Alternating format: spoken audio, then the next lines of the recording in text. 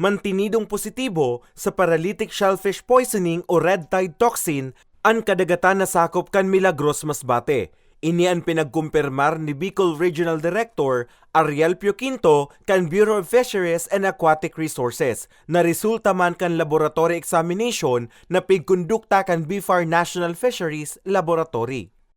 Last year pa yan until now. So dahil pa nagbabago itong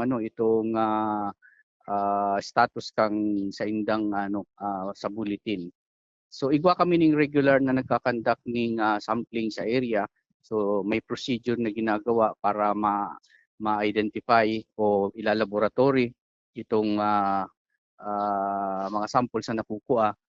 And then nagpapaluwas ning shellfish bulletin ang samuyang opisina sa Manila para ma-declare kung negative or positive itong sa lugar.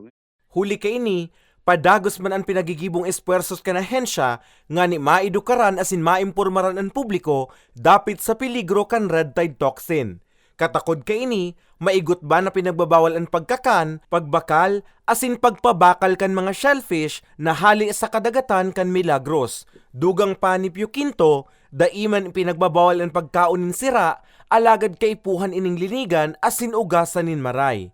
Ang unyang kasi apat na lang, part kang Surigao del Sur, itong naapod na Lianga Bay, tapos tigdi sa may part kang Bisaya sa Tagbilaran, tapos tigdi sa may Mindanao sa Zamboanga. So the rest, itong areas kay itong dati na may mga red tide is mayo na po ngunyan. But still, ang Masbate kay ribahan pa manggaray duman sa apat na igwaning red tide. Mantinido naman na salbado sa red tide toxin ang Costales na sakop kan Mandaon Masbate asin Sorsogon Bay, asin Wag Lagoon sa Matnog Sorsogon. Para sa mga baretang tatak Bicol, Carmelo Balya.